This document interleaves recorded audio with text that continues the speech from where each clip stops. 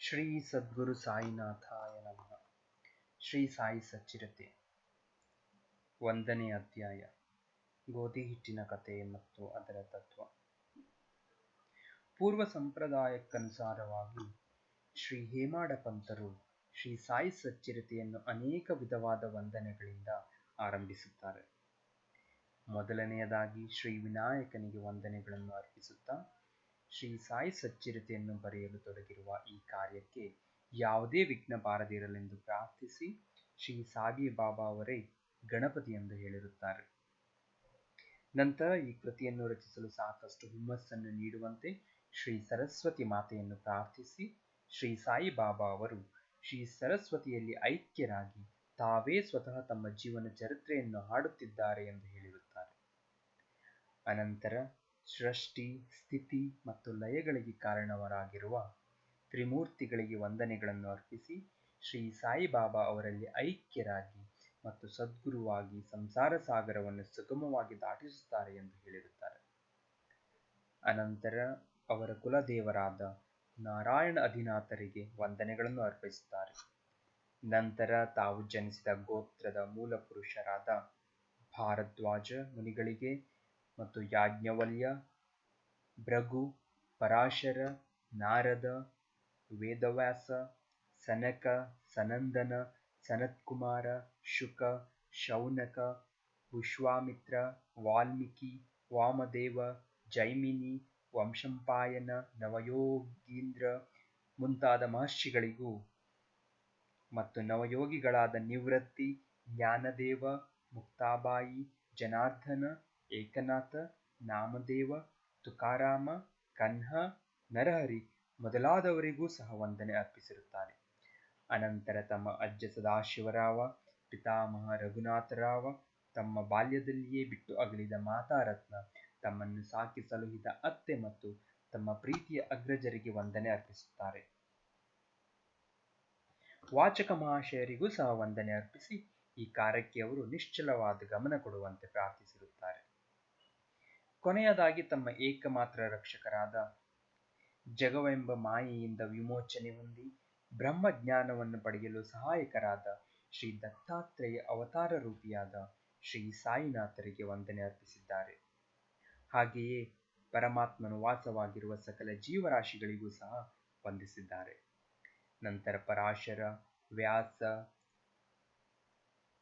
ಶಾಂಡಿಲ್ಯ ಮೊದಲಾದವರು ಹೇಳಿದ ಭಕ್ತಿಯ ವಿವಿಧ ರೀತಿಗಳನ್ನು ಸಂಕ್ಷಿಪ್ತವಾಗಿ ವರ್ಣಿಸಿ ಲೇಖಕರು ಈ ಮುಂದಿನ ಕಥೆಯನ್ನು ಹೇಳಿದ್ದಾರೆ. ಸುಮಾರು 1910ರ ನಂತರ ಒಂದು ದಿನ ಪ್ರಾತಃ ಕಾಲ ಶ್ರೀ ಸಾಯಿಬಾಬಾ ಅವರ ದರ್ಶನ ಭಾಗ್ಯವನ್ನು ಪಡೆಯಲು ಶಿರಡಿಯಲ್ಲಿಯ ಮಸೀದಿಗೆ ಹೋದೆನು. ಆ ದಿನ ಈ ಕೆಳಕಂಡ ಅದ್ಭುತವಾದ ಚಮತ್ಕಾರವನ್ನು ಕಂಡು ದಿಗ್ಭ್ರಾಂತನಾದೆ. ಶ್ರೀ ಸಾಯಿಬಾಬಾ ತಮ್ಮ ಮುಖವನ್ನು ತೊಳೆದುಕೊಂಡ ನಂತರ ಗೋಧಿಯನ್ನು ಬೀಸಲು ತಕ್ಕ ಸಿದ್ಧತೆಗಳನ್ನು ಮಾಡಿಕೊಂಡು ಹಿಡಿಹಿಡಿಯಾಗಿ ಗೋಧಿಯನ್ನು ಬೀಸುವ ಕಲ್ಲಿನೊಳಗೆ ಹಾಕಿ ಬೀಸುತ್ತಾ ಕುಳಿತರು. ಇವರು ಭಿಕ್ಷೆ ಬೇಡಿ ಜೀವಿಸುವವರು, ಹೀಗೇಕೆ ಗೋಧಿಯನ್ನು ಬೀಸಿ ಹಿಟ್ಟು ಕೂಡಿ ಹಾಕುತ್ತಿದ್ದಾರೆ ಎಂಬ ಭಾವನೆ ನನ್ನಲ್ಲಿ ಮೂಡಿತು. ಅಲ್ಲಿ ನೆರೆದಿದ್ದ ಅನೇಕರಲ್ಲಿಯೂ ಸಹ ಈ ಭಾವನೆ ಇತ್ತು. ಆದರೂ ಬಾಬಾ ಅವರನ್ನು ಕೇಳುವ ಧೈರ್ಯ ಯಾರಿಗೂ ಇರಲಿಲ್ಲ. ನಂತರ 4 ಜನ ಮಹಿಳೆಯರು ಅವರನ್ನು ಕೇಳುವ ಧೈರ್ಯದಿಂದ ಮುಂದೆ ಹೋಗಿ ಅವರನ್ನು ಎಬ್ಬಿಸಿ ಅವರ ಲೀಲೆಗಳನ್ನು ಹಾಡುತ್ತಾ ತಾವೇ ಬೀಸಲು ಕುಳಿತರು. ಬಾಬಾ ಮೊದಲು ಕೋಪಗೊಂಡರು. ನಂತರ ಅವರ ಪ್ರೀತಿ, ಭಕ್ತಿ, ವಾತ್ಸಲ್ಯಗಳಿಗೆ ಮನಸೋತು ಮುಗುಳುನಗೆ ಬೀರುತ್ತಾ ಕುಳಿತರು. ಅವರು ಬೀಸುತ್ತಾ ಬಾಬಾ ಅವರಿಗೆ ಮನೆಯಾಗಲಿ, ಮಠವಾಗಲಿ, ಆಸ್ತಿಪಾಸ್ತಿಗಳಾಗಲಿ, ಮಕ್ಕಳು ಮರಿಗಳಾಗಲಿ ಇಲ್ಲ, ಜೋಪಾನ ಮಾಡಲು ಸಹ ಯಾರೂ ಇಲ್ಲ. ಭಿಕ್ಷಾಟನೆಯಿಂದ ಕಾಲ ನೂಕುತ್ತಿದ್ದಾರೆ. ರೊಟ್ಟಿ ಮಾಡಲು ಹಿಟ್ಟು ಬೇಕಾಗಿಲ್ಲ. ಇವರಿಗೇಕೆ ಇಷ್ಟೊಂದು ಹಿಟ್ಟು? ಬಹುಶಃ ದಯಾಳುವಾದ ಇವರು ನಮಗೆ ಹಿಟ್ಟನ್ನು ಹಂಚಬಹುದು ಎಂದು ನಾನಾ ವಿಧವಾಗಿ ಯೋಚಿಸುತ್ತಾ ಎಲ್ಲವನ್ನು ಬೀಸಿ ಮುಗಿಸಿ ಹಿಟ್ಟನ್ನು 4 ಭಾಗ ಮಾಡಿ ಹಂಚಿಕೊಂಡು ತೆಗೆದುಕೊಂಡು ಹೋಗಲು ಸಿದ್ಧರಾದರು.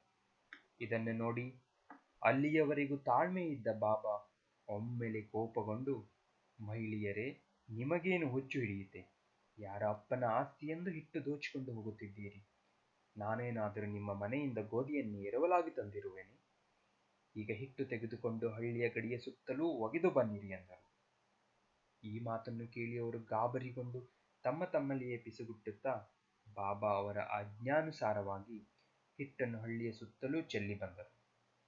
ಆಗ ನಾನು, ಬಾಬಾ ಹೀಗೇಕೆ ಮಾಡಿದರು ಎಂದು ಶಿರಡಿವಾಸಿಗಳಲ್ಲಿ ಪ್ರಶ್ನಿಸಿದೆ. ಅವರು, ಕಾಲರ ಅಂಟು ಜಾಡ್ಯವು ಹಳ್ಳಿಯಲ್ಲಿ ಹರಡಿದೆ, ಅದಕ್ಕೆ ಇದು ಬಾಬಾ ಅವರ ಚಿಕಿತ್ಸೆ. ಹಿಟ್ಟು ಮಾಡಿ ಚೆಲ್ಲಿದುದು ಗೋಧಿಯನ್ನಲ್ಲ, ಕಾಲರ ಕ್ರಿಮಿಗಳನ್ನು ಪುಡಿ ಮಾಡಿ ಹಳ್ಳಿಯಿಂದ ಆಚೆಗೆ ಚೆಲ್ಲಿದ್ದಾರೆ. ಇದರಿಂದ ಕಾಲರ ಜಾಡ್ಯವು ಕಡಿಮೆಯಾಗಿ ಈಗ ಜನರು ಸುಖವಾಗಿರುತ್ತಾರೆ ಎಂದರು. ಈ ವಿಷಯವನ್ನು ಕೇಳಿ ನಾನು ವಿಸ್ಮಯಗೊಂಡೆ. ಆಗ ನನ್ನಲ್ಲಿ ನಾನೇ, ಗೋಧಿ ಹಿಟ್ಟಿಗೂ ಕಾಲರಾಕ್ಕೂ ಇರುವ ವ್ಯಾವಹಾರಿಕ ಸಂಬಂಧವಾದರೂ ಏನು? ಈ ಘಟನೆ ವಿವರಣಾತೀತ. ನಾನು ಬಾಬಾ ಅವರ ಲೀಲೆಗಳ ಬಗ್ಗೆ ಬರೆಯಲೇಬೇಕು ಮತ್ತು ಅವರ ಮಧುರ ಲೀಲೆಗಳನ್ನು ಮನದಣಿಯುವಂತೆ ಹಾಡಲೇಬೇಕೆಂದು ಯೋಚಿಸಿದಾಗ ನನ್ನ ಹೃದಯದಲ್ಲಿ ಸಂತೋಷ ತುಂಬಿ ತುಳುಕಾಡಲು ಪ್ರಾರಂಭವಾಯಿತು. ಈ ರೀತಿ ಸಾಯಿ ಸಚ್ಚರಿತೆ ಬರೆಯಲು ನನಗೆ ಸ್ಫೂರ್ತಿ ಬಂದಿತು. ಬಾಬಾ ಅವರ ಕೃಪಾದೃಷ್ಟಿ ಮತ್ತು ಆಶೀರ್ವಾದದ ಫಲದಿಂದ ಈ ಕೆಲಸ ಯಶಸ್ವಿಯಾಗಿ ಮುಗಿಯಿತು ಎಂಬುದನ್ನು ನಾವು ಬಲ್ಲೆವು. ಬೀಸುವುದರ ತತ್ವ. ಈ ಮೇಲ್ಕಂಡ ಘಟನೆಗೆ ಶಿರ್ಡಿ ನಿವಾಸಿಗಳು ಕೊಟ್ಟ ಅರ್ಥವಲ್ಲದೆ ಈ ಮಹೋನ್ನತ ತತ್ವದರ್ಶನವು ಅದರ ಮತ್ತೊಂದು ಅರ್ಥವಾಗಿದೆ. ಸಾಯಿಬಾಬಾ ಶಿರ್ಡಿಯಲ್ಲಿ ಸುಮಾರು 60 ವರ್ಷಗಳ ಕಾಲ ವಾಸಿಸುತ್ತಿದ್ದರು. ಈ ಕಾಲದಲ್ಲಿ ಅವರು ಈ ತರದ ಬೀಸುವಿಕೆಯ ಕಾರ್ಯವನ್ನು ಪ್ರತಿದಿನವೂ ಮಾಡುತ್ತಿದ್ದರು. ಅವರು ಬೀಸುತ್ತಿದ್ದುದು ಬರೀ ಗೋಧಿಯನ್ನಲ್ಲ, ಅಸಂಖ್ಯಾತ ಭಕ್ತರ ಪಾಪಗಳನ್ನು, ಅವರ ಮಾನಸಿಕ ಮತ್ತು ದೈಹಿಕ ಜಿಗುಪ್ಸೆಗಳನ್ನು. ಕಾರಣ, ಈ ಬೀಸುವ ಕಲ್ಲುಗಳು ಕರ್ಮ ಮತ್ತು ಭಕ್ತಿಯನ್ನು ಸೂಚಿಸುತ್ತವೆ. ಮೇಲಿನ ಕಲ್ಲು ಕರ್ಮವನ್ನು, ಕೆಳಗಿನ ಕಲ್ಲು ಭಕ್ತಿಯನ್ನು ಸೂಚಿಸುತ್ತದೆ. ಬೀಸುವ ಕಲ್ಲಿನ ಹಿಡಿಯೇ ಜ್ಞಾನ. ನಮ್ಮನ್ನು ನಾವು ಸಂಪೂರ್ಣವಾಗಿ ಅರಿತುಕೊಳ್ಳಬೇಕಾದರೆ ನಮ್ಮಲ್ಲಿರುವ ಪಾಪ, ಅಸೂಯೆ, ಆಶೆ ಮತ್ತು ಸತ್ವ, ರಜಸ್ಸು, ತಮೋಗುಣಗಳನ್ನು, ಅಹಂಕಾರವನ್ನು ಬೀಸುವುದರಿಂದ ಹೊರದೂಡಬೇಕು. ಆಗ ನಮಗೆ ಅರಿವು ಉಂಟಾಗುವುದು ಎಂಬುದೇ ಬಾಬಾ ಅವರ ಸ್ಪಷ್ಟವಾದ ಸಂದೇಶ. ಬೀಸುವ ಕಲ್ಲಿನಲ್ಲಿ ಸಿಕ್ಕ ಕಾಳುಗಳಂತೆ ಈ ಭವಚಕ್ರದಲ್ಲಿ ಸಿಕ್ಕುವು.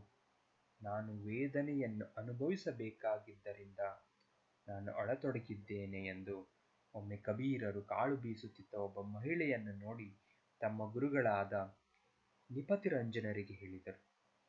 ಆಗ ನಿಪತಿರಂಜನರು, ಅಂಜಬೇಡ, ನಾನು ಹಿಡಿದಂತೆ ನೀನೂ ಸಹ ಈ ಚಕ್ರಕ್ಕೆ ಇರುವ ಜ್ಞಾನವೆಂಬ ಮೇಟಿಯನ್ನು ಭದ್ರವಾಗಿ ಹಿಡಿದುಕೋ. ಅದರಿಂದ ಅತ್ತಿತ್ತ ದೂರ ಹೋಗಬೇಡ, ಅಂತರ್ಮುಖಿಯಾಗು, ಅಂದರೆ ನಿನಗೆ ಖಚಿತವಾಗಿ ಕಲ್ಯಾಣವಾಗುತ್ತದೆ ಎಂದು ಕಬೀರರಿಗೆ ಉಪದೇಶಿಸಿದ ಕಥೆಯು ಈ ಮೇಲಿನ ಘಟನೆಯಿಂದ ನಮ್ಮ ಜ್ಞಾಪಕಕ್ಕೆ ಬರುತ್ತದೆ. ಶ್ರೀ ಸಾಯಿ ಪ್ರಣಾಮ್.